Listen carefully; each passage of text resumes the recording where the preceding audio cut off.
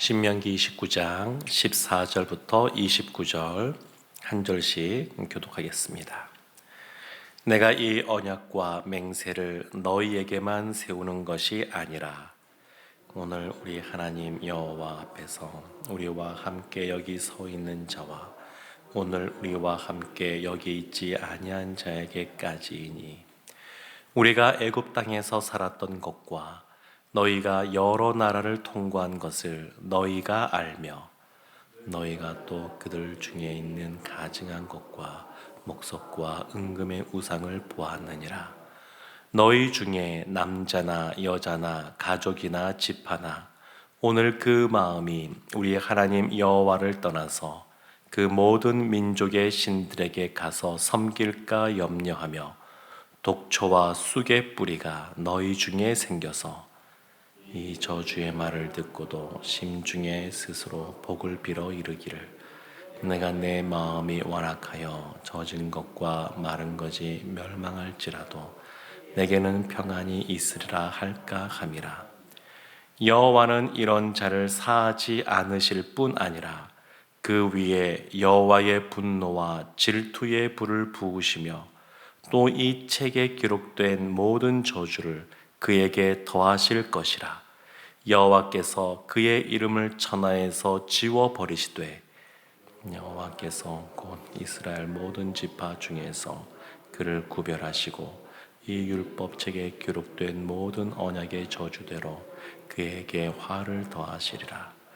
너희 뒤에 일어나는 너희의 자손과 멀리서 오는 객이 그 땅의 재앙과 여호와께서 그 땅에 유행시키시는 질병을 보며 그 온 땅이 유황이 되며 소금이 되며 또 불에 타서 심지도 못하며 결실함도 없으며 거기에는 아무 풀도 나지 아니함이 옛적에 여호와께서 진노와 격분으로 멸하신 소돔과 고모라와 아드마와 스보임의 무너짐과 같음을 보고 물을 것이요 여러 나라 사람들도 묻기를 여호와께서 어찌하여 이 땅에 이같이 행하셨느냐 이같이 크고 맹렬하게 노하심은 무슨 뜻이냐 하면 그때에 사람들이 대답하기를 그 무리가 자기 조상의 하나님 여호와께서 그들의 조상을 애굽에서 인도하여 내실 때에 더불어 세우신 언약을 버리고 가서 자기들이 알지도 못하고 여호와께서 그들에게 주시지도 아니한 다른 신들을 따라가서 그들을 섬기고 절한 까닭이라. 이러므로 여호와께서 이 땅에 진노하사 이 책에 기록된 모든 저주대로 재앙을 내리시고 여호와께서 또 진노와 격분과 크게 통한하심으로 그들을 이 땅에서 뽑아내사 다른 나라에 내던지심이 오늘과 같다 하리라. 감추어진 일은 우리 하나님 여호와께 속하였거니와 나타난 일은 영원히 우리와 우리 자손에게 속하였나니 이는 우리에게 이 율법의 모든 말씀을 행하게 하심이니라. 아멘.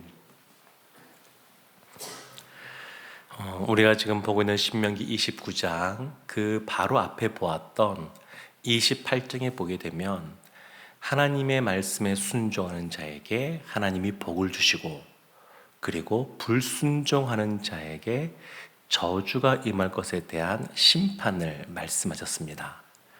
그리고 우리가 지금 보고 있는 29장의 말씀을 보게 되면 이스라엘이 하나님 앞에서 다시 언약을 맺게 되는데 그 언약을 맺은 그 공동체가 하나님 말씀에 그대로 순종하는 삶을 살면 복을 받게 될 것이라고 오늘 본문 앞부분에서 그것을 보았습니다. 13절에서 이런 말씀이 있었죠. 그 하나님께서 우리의 하나님이 되시고 그리고 이스라엘은 하나님의 백성이 된다. 그 언약 공동체는 하나님의 백성이 된다. 이것이 그 언약의 내용인데 오늘 이어지는 14절부터 이어지는 말씀은 이제 하나님 말씀에 순종하지 않을 때에 임하게 될 저주에 대한 그 심판이 기록되어 있습니다. 앞부분에 언약 공동체가 하나님 말씀을 잘 따라가면 그 공동체 가운데 하나님께서 복을 주시고 하나님이 그 공동체의 하나님이 되신다 이렇게 말씀하시는데, 오늘 말씀도 이어지는 말씀은 그 언약 공동체가 하나님의 말씀에 불순종하게 되었을 때에 하나님께서 그 공동체에 임하게 할 그 저주에 대해서 오늘 말씀하고 있습니다. 14절 말씀, 오늘 시작되는 14절 말씀과 15절 말씀 보면 이렇게 나오죠. 지금 이 언약과 맹세, 지금 이 언약을 체결함에 있어서 그 언약 공동체에 말하는데, 15절 말씀 보면 오늘 우리 하나님 여호와 앞에서 우리와 함께 여기 서 있는 자와 오늘 우리와 함께 여기 있지 아니한 자에게까지이니, 그러니까 이 언약을 체결한 그 하나님의 약속이 단순히 지금 이것을 언약을 체결한 그 당시에 언약 공동체에 속하는 사람들에게만이 아니라 그 이후에 태어나고 이 공동체에 속하게 될 미래 세대까지 다 포함한 겁니다. 하나님의 약속의 말씀이 우리 때에만이 아니라 우리 세대뿐만 아니라 우리 다음 세대에도 이것이 영향을 미친다는 겁니다. 그래서 하나님을 먼저 경험한 우리 세대가 늘 관심을 가져야 되는 것은 우리의 다음 세대에도 이와 같은 하나님의 말씀이 잘 이렇게 전달될 수 있도록 잘 가르쳐 주어야 되고 그들을 잘 이끌어 주어야 됩니다. 그런 책임이 우리에게 있습니다. 그래서 우리가 다음 달에 있는 다음 세대 복음 축제를 저희가 이제 기도하고 또 대신자도 이렇게 작정하고 그랬는데, 그러니까 다음 세대 초점을 맞추는 겁니다. 지난 주일날 대신자 우리 어른, 우리 장년, 우리 성도님들도 많이 작정해 주셨는데, 근데 그 중에 보니까 또 일부는 그냥 우리가 예전에 새생명 축제 이런 거 할 때처럼 그냥 우리 장년들을 대신자로 적으신 분들이 있습니다. 근데 그분들 적으신 것은 이제 전도위원회와 함께 또 그것을 진행할 생각이고, 근데 여기서는 그것이 아니라 이번 다음 세대 복음축제는 그것이 아니라 말 그대로 유아부부터 고등부까지 그들이 타겟입니다. 유아부부터 고등부에 해당되는 아이들을 적는 겁니다. 이름을 다 몰라도 그 옆집에 있는 그 자녀들 그냥 그렇게 몇 동 몇 호 누구 뭐 대충 적으셔도 됩니다. 그리고 그들을 타겟으로 기도하는 것이죠. 그리고 이번에 우리가 미래 비전 센터를 건립하는 것도 그렇습니다.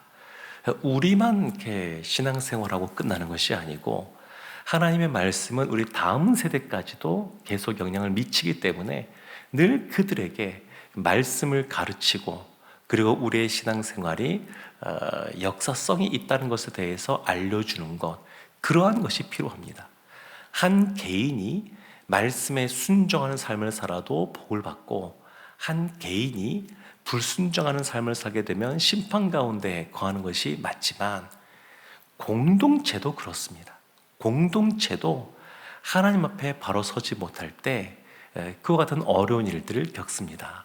성경에 보면 아간을 비롯해서 한 개인의 그러한 잘못인데 이스라엘 가운데 임하는 그러한 형벌들이 있는 것을 보게 됩니다. 그러니까 단순히 어떤 한 사람이 아닙니다. 이 공동체 안에 있는 우리가 다 지체이기 때문에 그 중에 한 사람이 잘못을 행해도 그것이 공동체에게 영향을 다 미칩니다. 말씀을 보다 보게 되면 참 이렇게 섬뜩하게 느껴지는, 하나님께서 이렇게까지 말씀하시나, 그렇게 느낌을 받을 수 있는 내용들이 오늘 기록이 되어 있습니다. 하나 좀 살펴본다 그러면 17절 말씀에 보면 애굽 땅에서 또 그 땅에서 나온 이후에 그들이 본 것이 뭐냐면 그 땅에 있는 가증한 것, 목석과 은금의 우상들을 보았습니다. 그러니까 하나님이 너무너무 싫어하는 것이 뭐냐면 우상 숭배인데, 그 우상 숭배를 아주 더럽다고 말씀하시고 그것을 행하는 사람들을 음란하다고 말씀하시고 그렇게 말씀하십니다. 근데 그와 같이 가증하고 우상들을 보았는데, 그러다가 18절 말씀에 보면 남자, 여자, 가족, 지파, 그냥 그 언약 공동체 가운데 있는 사람들, 그 모두가 다 해당이 됩니다. 누구라도 그 안에서 18절 끝에 보면 여호와를 떠나서 그 민족의 신들에게 가까이 가서 섬길까 염려하며 독초와 쑥의 뿌리가 너희 중에서 생겨서, 독초와 쑥의 뿌리, 그러니까 하나님으로부터 멀어지고자 하는 그러한 악한 것들이 그 마음 속에서부터 막 생기는 겁니다. 독초와 쑥의 뿌리, 그러한 것들이 생겨서 하나님으로부터 멀어지고 하나님이 그것을 염려하시는 상황이 벌어질 수 있습니다. 그래서 19절 말씀에 보면 이렇게 말씀하시죠. 이 저주의 말을 듣고도 심중에 스스로 복을 빌어 이르기를, 내가 내 마음이 완악하여 젖은 것과 마른 것이 멸망할지라도 내게는 평안이 있으리라 할까 함이라. 하나님이 지금 저주의 심판을 지금 말씀하시는데, 그걸 들으면서도 그 마음에 독초와 쑥의 뿌리가 있는 사람들은 그렇게 생각하는 겁니다. 아, 그래? 그래도 나는 평안하니까 됐어. 그렇게 생각하는 겁니다. 그 공동체가 어려움 가운데 처해 있는데 그 상황 속에서도 나는 평안하니까 됐어. 공동체에 있는 다른 사람들에게 눈을 돌리지 않고 그들의 아픔에 대해서 같이 마음 아파하지 않고 그냥 나는 괜찮아, 나는 그냥 이렇게 생각하는 것이죠. 완악하여 젖은 것과 마른 것이 멸망할지라도, 다 멸망한다 할지라도 내가 괜찮으면 괜찮은 거야, 이렇게 생각한다는 겁니다. 오늘날 이런 시대 가운데 제가 살고 있지 않습니까? 그냥 내가 괜찮으면 괜찮은 거야, 이런 시대. 근데 이런 것이 지금 악한 것이라는 겁니다. 하나님의 그러한 저주의 말을 듣고도 나는 괜찮으면 괜찮아, 이렇게 생각하는 사람들이 있다는 겁니다. 20절 말씀 이렇게 나오죠. 여호와는 이런 자를 사하지 않으실 뿐 아니라 그 위에 여호와의 분노와 질투의 불을 부으시며 또 이 책에 기록된 모든 저주를 그에게 더하실 것이라. 여호와께서 그의 이름을 천하에 지워버리시되 21절에도 저주대로 그에게 화를 더하시리라, 이렇게 말씀하십니다.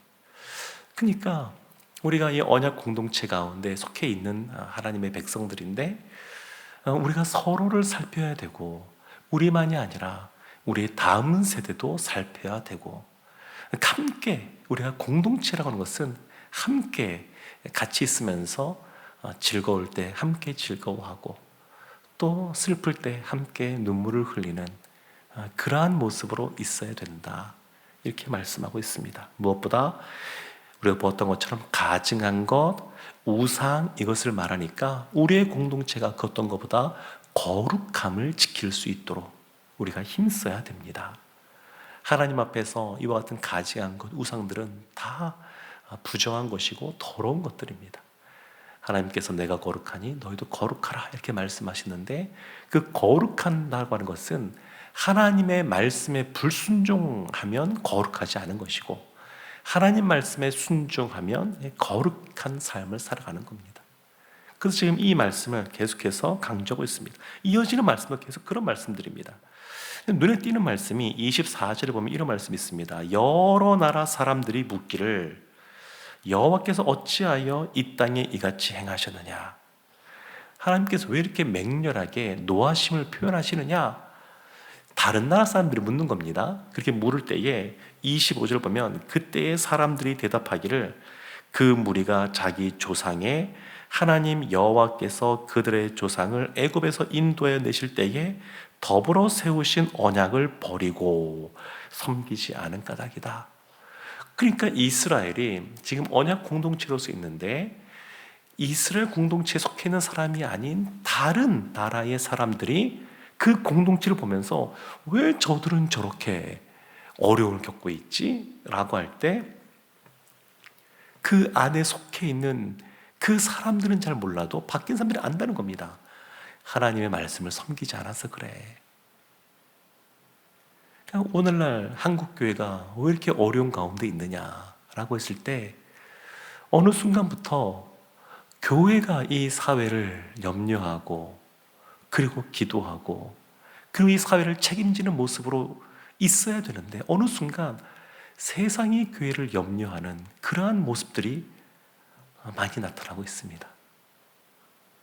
그러니까 밖에서 볼 때도 왜 교회가 교회 역할을 감당하지 못하지? 라고 할 때 말씀에 기록된 대로 그들이 살지 않고 그냥 사람들의 어떤 이기심의 모습을 그냥 교회가 보여주니까 교회가 교회답지 못하고 때로는 세상보다 더한 모습이 나타나기도 한다, 이런 얘기들을 하는 겁니다.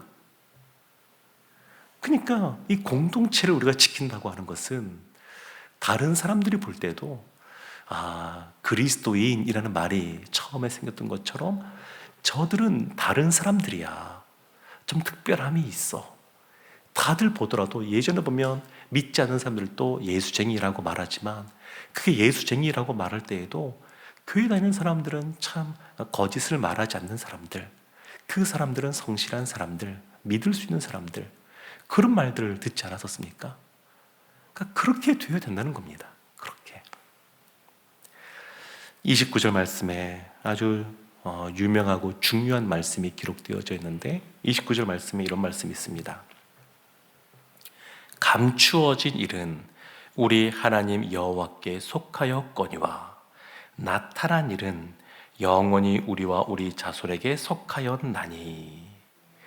감추어진 것과 나타난 것이 있다는 겁니다. 하나님이 우리에게 계시의 말씀을 이 성경을 통하여 우리에게 주셨는데 이 계시의 말씀, 이 말씀은 하나님이 어떤 분이신지를 우리에게 다 알려주는 것이 아니라 우리가 하나님을 믿고 구원받고 구원받은 백성으로 살아가기에 충분한 내용만 들어있습니다. 모든 것이 다 들어있는 것이 아닙니다. 하나님이 하나님 되심에 대하여 모든 것을 계시를 통해 우리에게 나타낸 것이 아닙니다. 우리가 구원받기에 충분할 정도만, 구원받은 우리가 이 세상을 살아가기에 어떻게 살아가야 되는지 알 수 있을 만큼 충분한 정도만 알려주는 것이지 모든 것을 다 말하고 있지 않습니다. 그래서 감추어진 것이 있다는 겁니다. 그래서 감추어진 것은 감추어진 것대로 우리가 인정을 해야 됩니다. 그리고 나타난 것이 있습니다. 이 성경 말씀에 우리도 오늘 보았지만 사실 이 한 말씀 한 말씀 곱씹어 보면 하나님의 이 심판에 대한 내용이 이 맹렬히 불타는 모습보다 더한 것 같습니다. 그러니까 얼마나 하나님이 가증한 것, 우상을 싫어하시는지, 거룩함을 지키는 것을 얼마나 중요하게 생각하시는지 그런 것이 느껴집니다. 그래서 이 나타난 하나님의 말씀을 우리가 잘 지켜야 됩니다. 그래서 29절 맨 끝에 이렇게 나오죠. 이는 우리에게 이 율법의 모든 말씀을 행하게 하심이니라. 하나님 말씀하신 이 보응의 원리에 따른 순종하면 복을 주시고 불순종하면 저주가 임할 것이다 라는 말씀이 우리 개인에게도 우리 공동체에게도 하나님께서 이같이 행하실 것이라는 겁니다. 사랑하는 성도 여러분, 오늘의 말씀을 우리가 조금 더 무겁게 받아들이고 그리고 한 개인만이 아니라 우리의 공동체가 하나님께서 허락하고 원하시는 이 거룩함을 지킴에 있어서 힘써 나가기를 원합니다. 그러면 하나님께서 언약 공동체 가운데 천대에 이르기까지 하나님 나라 다윗의 나라에 대해서 말할 때 그와 같이 하나님께서 은혜와 복으로 함께 하신다고 말씀하시는데 우리가 그와 같이 살아가서 우리 세대뿐만 아니라 우리의 다음 세대, 미래 세대도 하나님의 은혜와 복 가운데 거하는 삶을 살 수 있도록 우리가 힘써 거룩함을 지키는 우리 모두가 되기를 주님의 이름으로 축원합니다.